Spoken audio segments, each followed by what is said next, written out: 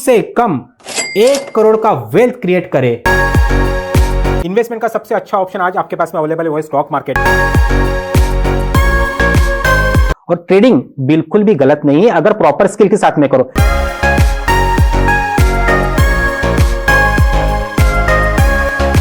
आज एक स्ट्रेटेजी देता हूं जो उसको सर्च नहीं करना है, कहीं इंस्टॉल नहीं करना है, एक ही जगह पे इंस्टॉल कर लो, दैट्स इट। कोई चुरा नहीं पाएगा आपसे।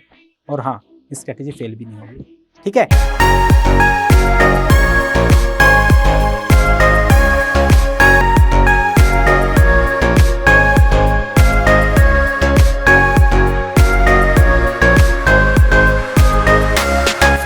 वो होगा आपका एजुकेशन, तो दैट्स व्हाई इसको मैंने इसको बेसिक पर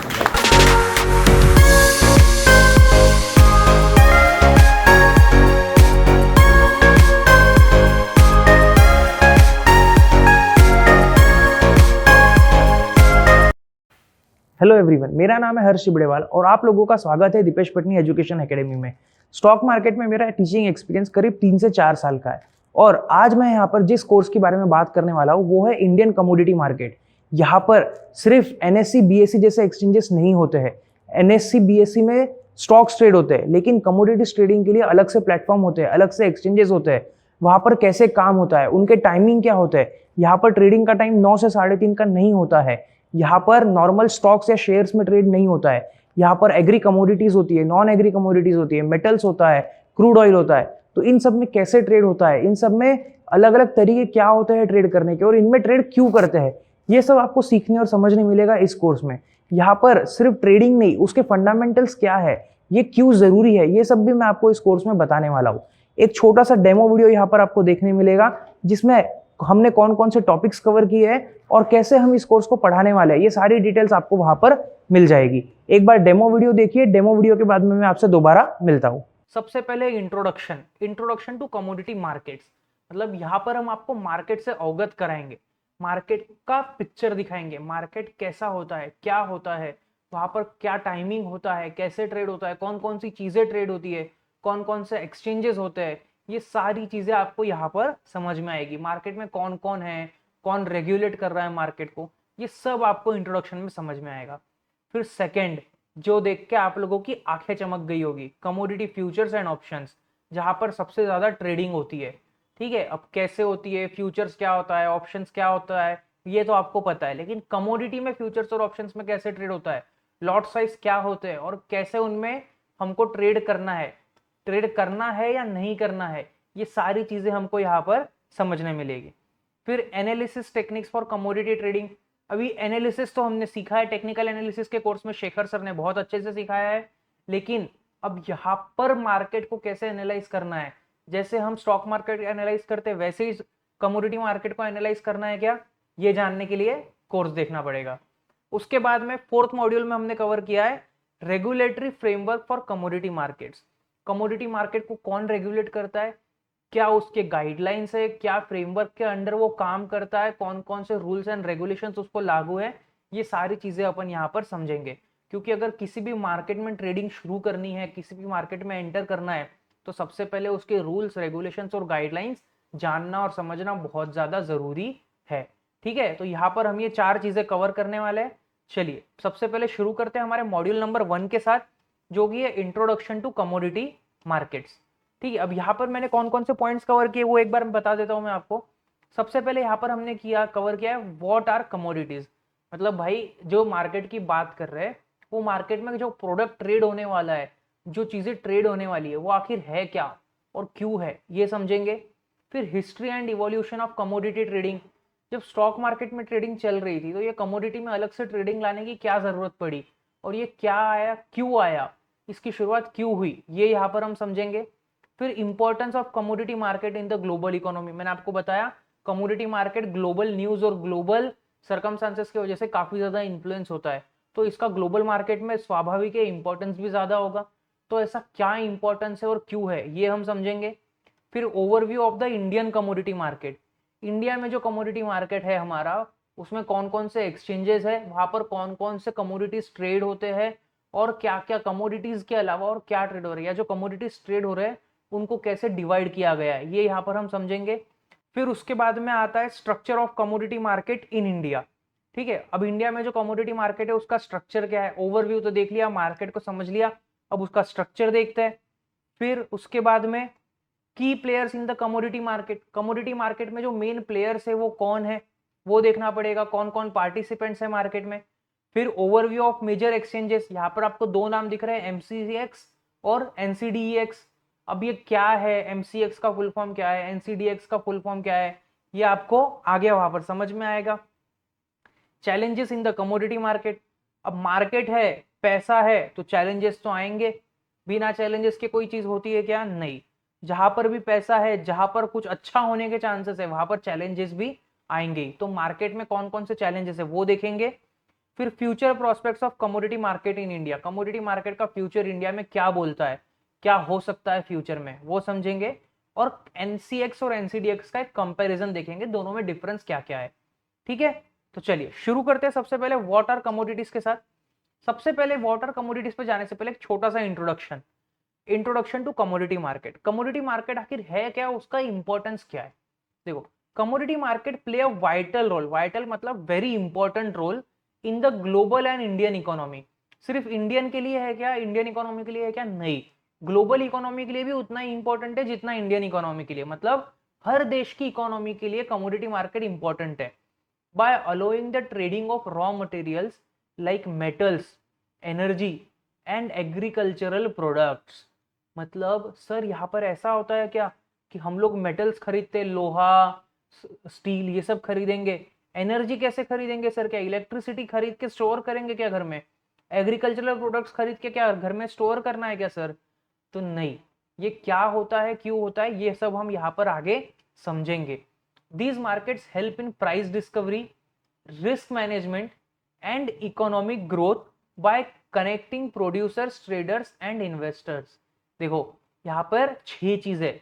सबसे पहला प्राइस डिस्कवरी, प्राइस डिस्कवरी मतलब जो मेटल्स, एनर्जी और एग्रीकल्चरल प्रोडक्ट्स है इनका मार्केट में क्या भाव होना चाहिए। जैसे एक शहर में कुछ और भाव चल रहा है, दूसरे शहर में कुछ और भाव चल रहा है, तो इससे काम जमेगा क्या, नहीं, इससे तो ट्रेड बिगड़ जाएगा लोगों का। जो मार्केट में सही में लोहा खरीदने जा रहे हैं या बेचने जा रहे हैं, उनको अगर पुणे में लोहा सस्ता मिल रहा है और मुंबई में लोहा महंगा मिल रहा है, तो क्या होगा, कोई भी आके पुणे से खरीदेगा, ठीक है। लेकिन पुणे में कोई बेचना चाहेगा क्या, नहीं बेचना चाहेगा, क्यों, क्योंकि हर जगह भाव अलग अलग है, ठीक है। इसलिए कमोडिटी मार्केट हेल्प करता है हमको ऑल ओवर द वर्ल्ड उस मेटल का, उस प्रोडक्ट का, उस कमोडिटी का एक सिंगल प्राइस डिटरमाइन करने के लिए।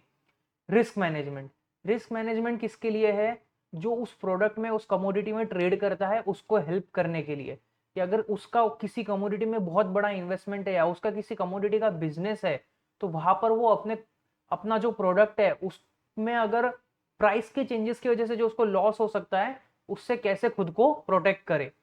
उसके बाद इकोनॉमिक ग्रोथ, जब कॉमन प्राइस रहेगा, हर जगह पे सेम भाव रहेगा, लोग रिस्क मैनेज कर पाएंगे, तो अपने आप इकोनॉमी में हमको ग्रोथ देखने को मिलेगी। अब ये कैसे होगा, 3 चीजें हो गई, प्राइस डिस्कवरी, रिस्क मैनेजमेंट और इकोनॉमिक ग्रोथ। उसके बाद में अगली 3 चीजें क्या थी, प्रोड्यूसर्स, ट्रेडर्स और इन्वेस्टर्स। मतलब प्रोड्यूसर्स मतलब जो ये कमोडिटीज बना रहा है, मेटल्स, एनर्जी और एग्रीकल्चरल प्रोडक्ट्स, जो इन कमोडिटीज को बना रहा है वो मतलब प्रोड्यूसर। ट्रेडर मतलब जो प्रोड्यूसर से ये सारी चीजें खरीद रहा है और इसको आगे जाके बेच रहा है, ये कौन हो गया, ट्रेडर। और इन्वेस्टर मतलब जो यहाँ पर इस कमोडिटी को बाय करके, परचेस करके होल्ड कर रहा है लॉन्ग टर्म के लिए, क्योंकि उसको फ्यूचर में हो सकता है प्राइस में अच्छे खासे ग्रोथ दिखने के प्रोस्पेक्ट्स दिख रहे हो।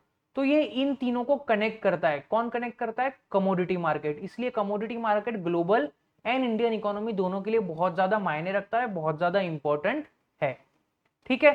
चलिए अब बात करते हैं what are commodities. Sir commodity commodity बहुत देर से आप बोल रहे हो, लेकिन कमोडिटीज आखिर में है क्या एग्जैक्टली, कौन सी कमोडिटीज की बात हो रही है। तो चलिए देखते हैं, समझते हैं कौन सी कमोडिटीज की यहाँ पर बात हो रही है। सबसे पहले a commodity is a basic good और रॉ मटेरियल। क्या है, एकदम बेसिक कोई तो सामान है या रॉ मटेरियल है that is traded in large quantities, ठीक है। कैसी, लार्ज क्वांटिटीज। यहाँ पर एक एक सिंगल सिंगल होता है क्या, जैसे हम स्टॉक मार्केट में रिलायंस का एक शेयर खरीद लिया, टाटा मोटर्स का एक शेयर खरीद लिया, वैसे यहाँ पे छोटी क्वांटिटी में खरीद सकते हैं क्या, नहीं। यहाँ पे ट्रेडिंग नॉर्मली लार्ज क्वांटिटीज में होती है and can be exchange for other goods of the same type. मतलब यहाँ पर क्या होगा, यहाँ पर कमोडिटी के अगेंस्ट में यहाँ पर ऐसा बोला जा रहा है कि सेम टाइप के ही प्रोडक्ट्स वहां पर आपको कमोडिटी मार्केट में मिलेंगे। ऐसा नहीं है कि एक कमोडिटी के बदले में दूसरी कमोडिटी मिलेगी, नहीं, पर कमोडिटी मार्केट में आपको सारे प्रोडक्ट सेम टाइप के मिलेंगे। किस टाइप के मिलेंगे? जो एक तरह से बेसिक गुड्स है या फिर रॉ मटेरियल है। Commodities are the building blocks of the economy used to manufacture finish products. देखो क्या बोल रहे हैं यहाँ पे, commodities are building blocks of the economy used to manufacture finish product. Finish product बनाने के लिए हमको क्या लगता है? Raw material. मतलब कमोडिटी ऐसी चीज है जो यूज होती है इकोनॉमी में हर एक चीज बनाने के लिए, हर एक चीज का फिनिश प्रोडक्ट तैयार करने के लिए। अब जैसे अगर आपके घर पे कोई एक लोहे का बेड बनाना है तो उसके लिए क्या लग रहा है? लोहा लग रहा है। लोहा क्या हो गया? कमोडिटी हो गया, रॉ मटेरियल हो गया उस बेड के लिए। या फिर अगर आपके घर पे जैसे आपने देखा होगा ऑयल आ रहा है, सोयाबीन का अगर ऑयल आ रहा है तो वो जो सोयाबीन है वो क्या है? एक तरह से कमोडिटी है, जो रॉ मटेरियल है। किसके लिए? ऑयल के लिए। ठीक है, जो हम पेट्रोल यूज करते हैं वो क्या है? एक तरह से फिनिश प्रोडक्ट है, उसका रॉ मटेरियल क्या है? क्रूड ऑयल, जो कहाँ ट्रेड होता है? कमोडिटी मार्केट में। तो ये एग्जांपल्स दिए हैं मैंने आपको कुछ कमोडिटीज के। अब देखते हैं कमोडिटी को कैसे क्लासिफाई किया है, कैसे डिस्ट्रीब्यूट किया है मार्केट के लिए। सबसे पहले यहाँ पे दो पार्ट है, एक हार्ड कमोडिटीज, दूसरा सॉफ्ट कमोडिटीज। ठीक है, अगर मैं आपको सिंपल और आसान भाषा में बताऊं तो हार्ड कमोडिटीज मतलब वो कमोडिटीज जो माइनिंग करके मिलती है, जो जमीन खोद के, जो हमको पृथ्वी से, अर्थ से नेचुरली मिलती है, दैट इज हार्ड कमोडिटीज, जो नेचुरली अवेलेबल है।